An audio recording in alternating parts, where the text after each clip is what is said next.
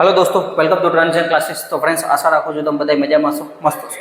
હવે જેટકોની અંદર વિદ્યુત સહાયક ઇલેક્ટ્રિકલ અસિસ્ટન્ટની એક્ઝામની ડેટ આવી ગઈ છે, બરાબર।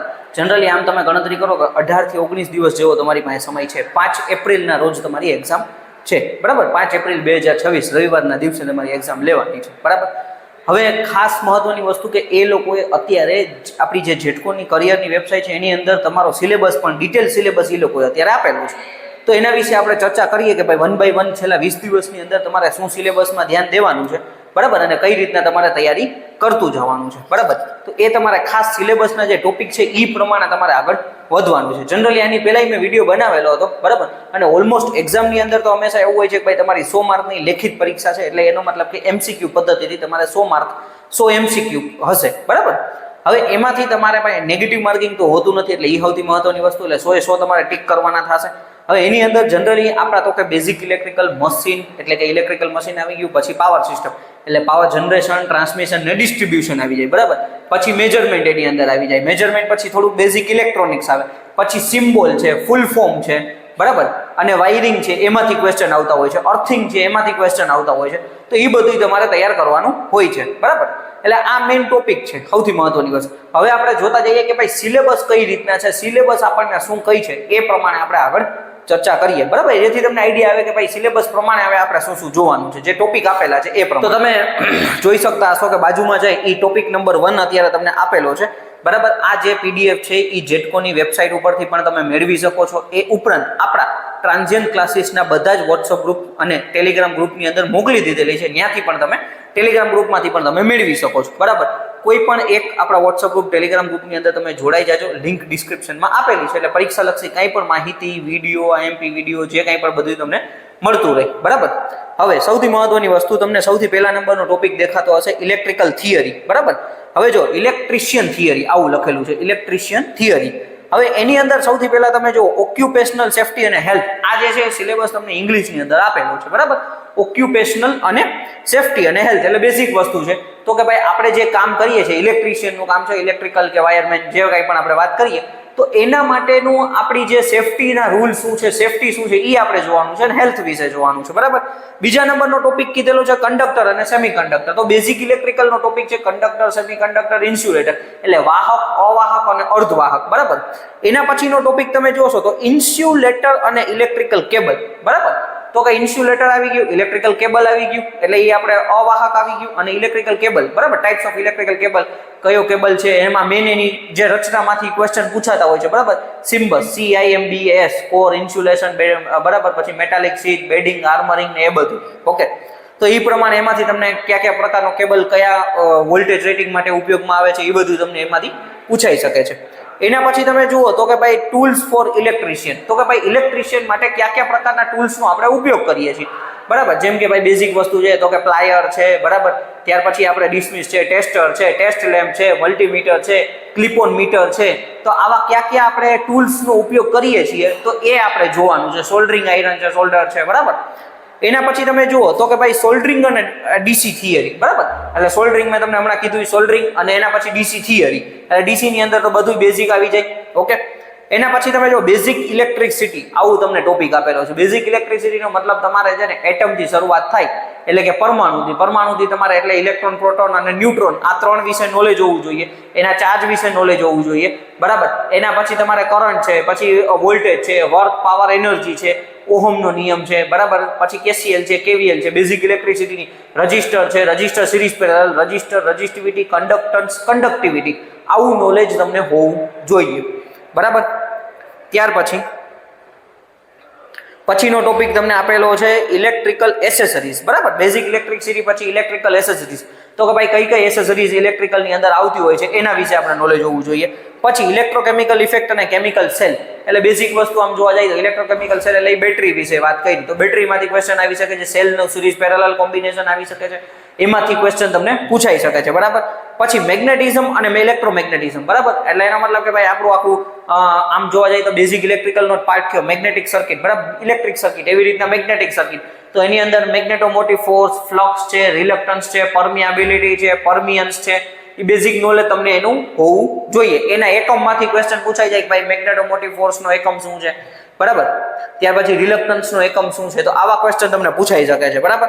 મેગ્નેટિઝમ અને ઇલેક્ટ્રોમેગ્નેટિઝમમાં ખાસ ધ્યાન રાખજો, તો એમાં પાછો છે ને ફેરાડેનો નિયમ ને Fleming's right hand rule, left hand rule, બરાબર, એ તમને આવી શકે છે. ડાબા હાથનો નિયમ, જમણા હાથનો નિયમ, બરાબર, ફેરાડેના નિયમો, ઇલેક્ટ્રોમેગ્નેટિક, ઇન્ડક્ટર છે, સિરીઝમાં, પેરેલલમાં, એ બધું એની અંદર આવી જાય. ઓકે. પછી અલ્ટરનેટિંગ કરંટ થિયરી એટલે એસી સર્કિટ આવી ગયું.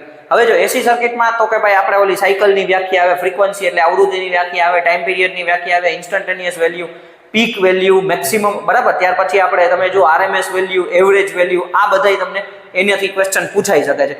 પછી એસી સર્કિટમાં series RL circuit, series RC circuit, RLC circuit, આવું તમને એમાંથી પૂછાઈ શકે છે. બરાબર. ત્યારબાદ તમે જુઓ તો કે એટલે એસી સર્કિટ આપણું જે કંઈ પણ છે, બરાબર, પાવર ફેક્ટર છે, 2 વોટમીટર મેથડની થિયરી છે, એ પણ એની એસી સર્કિટની અંદર આવી જાય, મેજરમેન્ટની અંદર આવી જાય. બરાબર. એના પછી તમે જુઓ તો કે અર્થિંગ અને બેઝિક ઇલેક્ટ્રોનિક્સ. બરાબર. હવે અર્થિંગ છે તો એમાંથી ક્વેશ્ચન પૂછાતા હોય છે કે ભાઈ પાવર સ્ટેશનનું અર્થિંગ રેઝિસ્ટન્સ કેટલો હોય છે, સબસ્ટેશનનો અર્થિંગ રેઝિસ્ટન્સ કેટલો હોય છે, ટાઈપ્સ ઓફ અર્થિંગમાંથી ક્વેશ્ચન આવતા હોય છે. બરાબર. તો આવા નાના નાના બેઝિક ક્વેશ્ચન પૂછાતા હોય છે.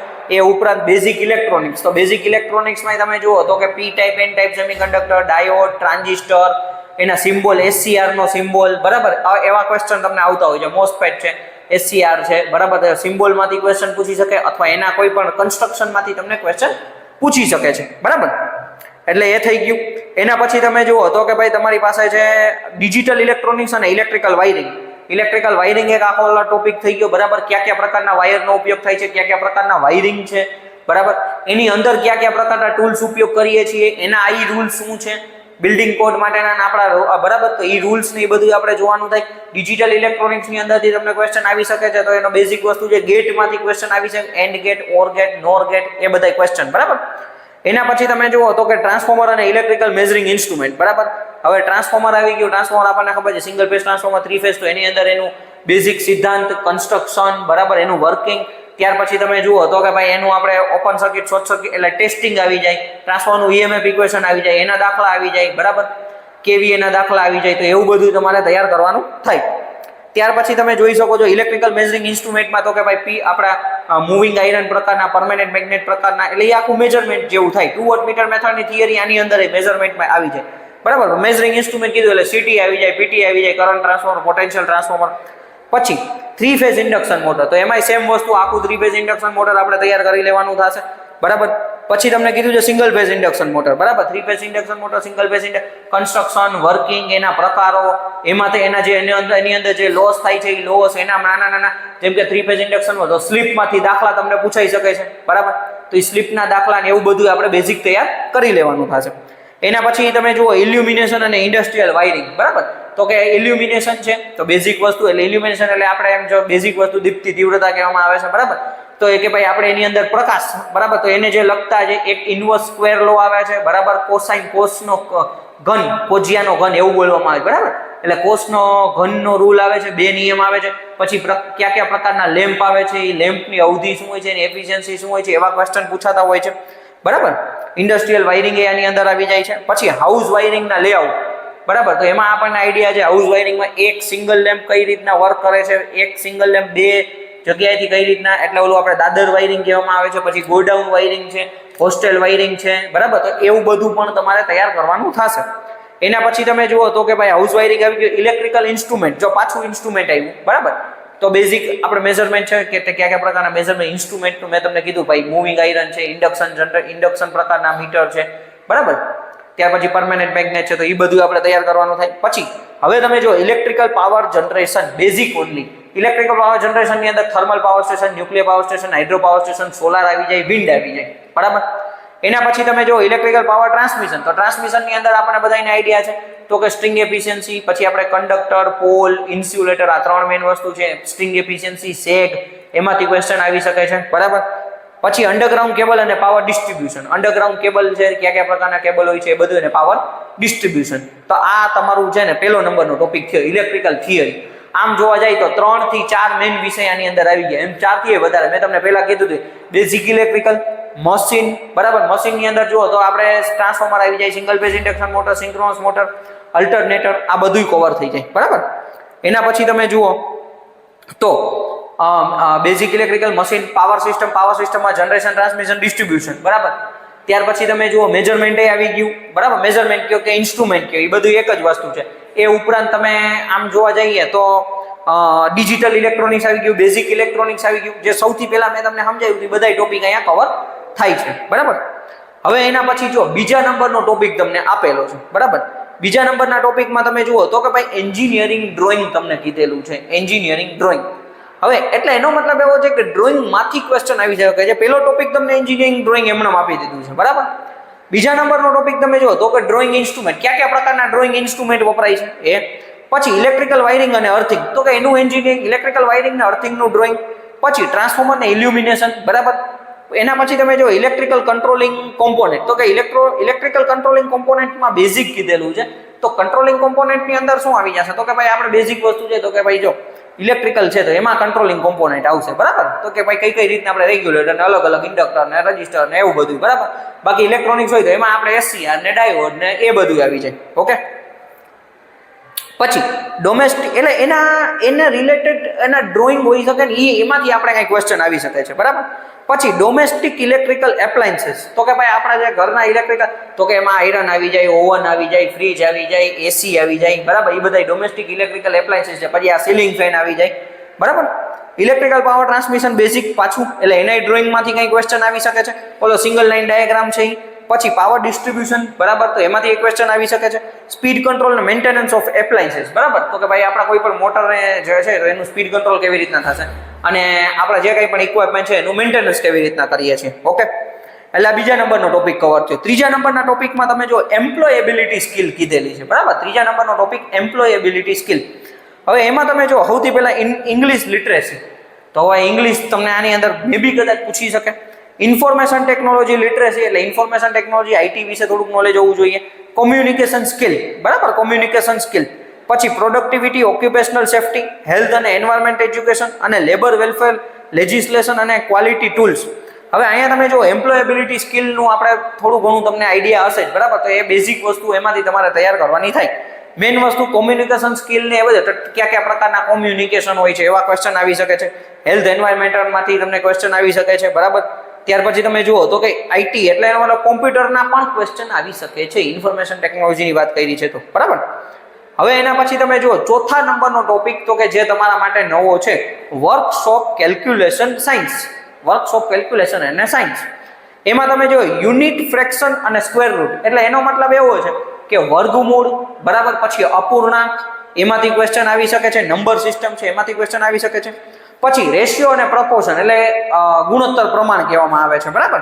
પછી પર્સન્ટેજ અને મટીરિયલ સાયન્સ, બરાબર. જો પર્સન્ટેજ એટલે ટકાવારી થઈ, મટીરિયલ સાયન્સ તો કે એ આખું અલગ થઈ ગયું, બરાબર. મટીરિયલ સાયન્સ એટલે હવે તમે જુઓ કે ભાઈ કયા પ્રકારના મટીરિયલ છે, સેમિકન્ડક્ટર, ઇન્સ્યુલેટર, બરાબર. ત્યાર પછી તમે જુઓ તો કે કંડક્ટર છે. ત્યાર પછી તમે આપણે એની અંદર એ ડાઇલેક્ટ્રિક, આપણા ડાયામેગ્નેટિક, પેરામેગ્નેટિક, ફેરોમેગ્નેટિક આ પ્રકારના મટીરિયલ છે, તો એ મટીરિયલ સાયન્સની અંદર આવે, બરાબર. એના પછી તમે જો માસ, વેટ અને ડેન્સિટી, માસ છે, વેટ છે, આ થોડોક ફિઝિક્સનો ટોપિક થઈ જાય. પછી સ્પીડ, વેલોસિટી અને વર્ક, બરાબર. તો આપણે જે વર્ક ટાઈમ છે એમાંથી ક્વેશ્ચન આવી શકે છે. સ્પીડ અને વેલોસિટીમાંથી ક્વેશ્ચન આવી શકે છે. પાવર અને એનર્જી, બરાબર, વર્ક, પાવર અને એનર્જી. બેઝિક ઇલેક્ટ્રિસિટી, જો પાછો એને ટોપિક આની અંદર લઈ લીધો છે. લીવર અને સિમ્પલ મશીન, એ ટોપિક તમને આપેલો છે. ઇલેક્ટ્રિકલ કનેક્શન અને મટીરિયલ મેગ્નેટિઝમ, બરાબર. ઇલેક્ટ્રિકલ કનેક્શન ને મટીરિયલ મેગ્નેટિઝમ, એટલે આટલા તમને ટોપિક નંબર 4 વર્કશોપ કેલ્ક્યુલેશન અને સાયન્સમાંથી તમને પૂછી શકે છે, બરાબર. અને સૌથી છેલ્લા નંબરનું છે ઇલેક્ટ્રિકલ પ્રેક્ટિકલ્સ, બરાબર. 5મા નંબરનો ટોપિક તમને આપેલો છે ઇલેક્ટ્રિકલ પ્રેક્ટિકલ્સ. હવે એની અંદર તમે જુઓ તો એમાં તમને આપેલું છે ટ્રેડ, સેફટી અને ફર્સ્ટ એડ. તો એનો મતલબ કે બેઝિક વસ્તુ છે કે આપણે જે ભણ્યા છીએ, પહેલો નંબરનો ટોપિક હતો એ ટોપિક અહીંયા આપી દીધો છે. ભાઈ એની સેફટી શું છે, તો કે સેફટીના સાધનો ક્યાં છે, શું શું એમાં ધ્યાન રાખવાનું છે, એની ફર્સ્ટ એડની વસ્તુઓ, બરાબર. ટૂલ્સ, વાયર્સ અને જોઈન્ટ, તો કે ભાઈ કયા પ્રકારના ટૂલ્સ વપરાય છે, કયા પ્રકારના વાયરના, કયા પ્રકારના જોઈન્ટ વપરાય છે, એ બધું જોઈ લેવાનું. એલાઇડ ટ્રેડર્સ, રજિસ્ટર અને કેપેસિટર, બરાબર. Allied trader, register, capacitor basic વસ્તુ છે.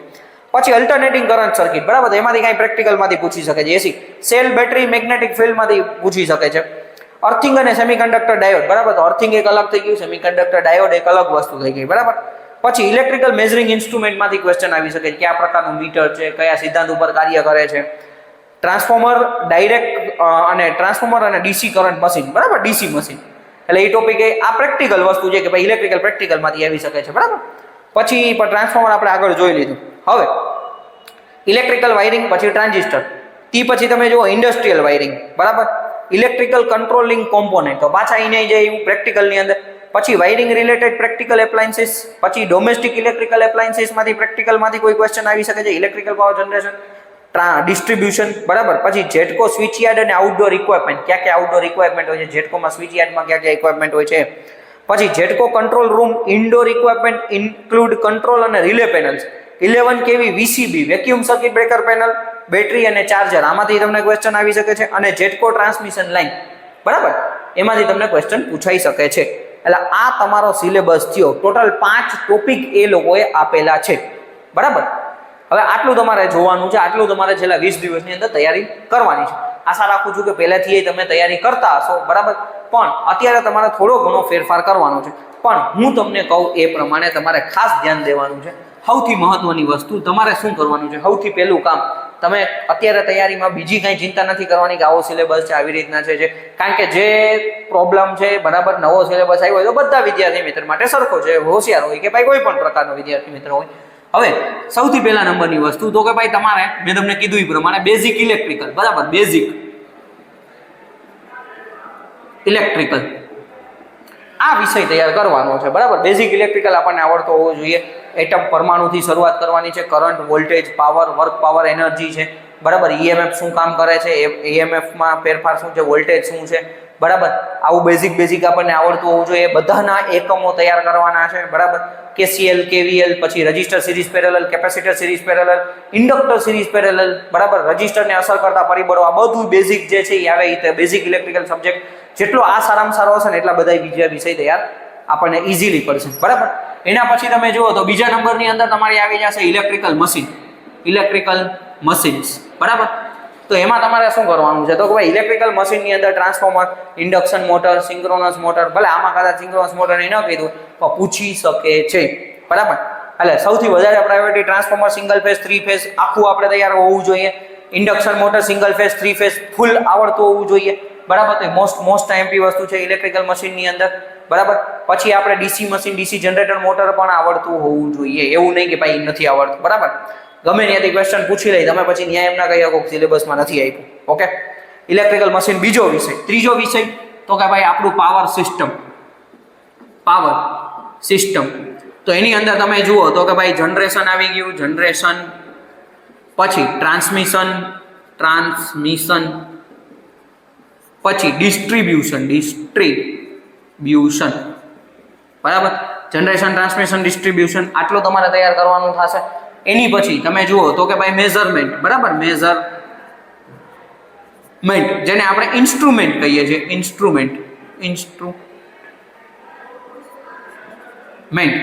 ઇન્સ્ટ્રુમેન્ટેશન કે ઇન્સ્ટ્રુમેન્ટ જે કાંઈ પણ તમે કહો એ, બરાબર. તો એમાં બેઝિક વસ્તુ છે કે ભાઈ એરરના પ્રકાર આવે છે, મેઝરમેન્ટ છે, મેઝરિંગ ઇન્સ્ટ્રુમેન્ટ શું છે, બરાબર. તો આ બધા પ્રકારના મેઝરિંગ ઇન્સ્ટ્રુમેન્ટ. પછી સૌથી મહત્વની વસ્તુ 2 વોટમીટર મેથડની મદદથી પાવર, આપણે જે પાવરની મેજરમેન્ટ કરીએ છીએ તો એમાંથી હંમેશા બધી પરીક્ષાની અંદર ક્વેશ્ચન હોય છે, બરાબર. એના પછી તમે જુઓ તો કે ભાઈ આપણે બેઝિક ઇલેક્ટ્રોનિક્સ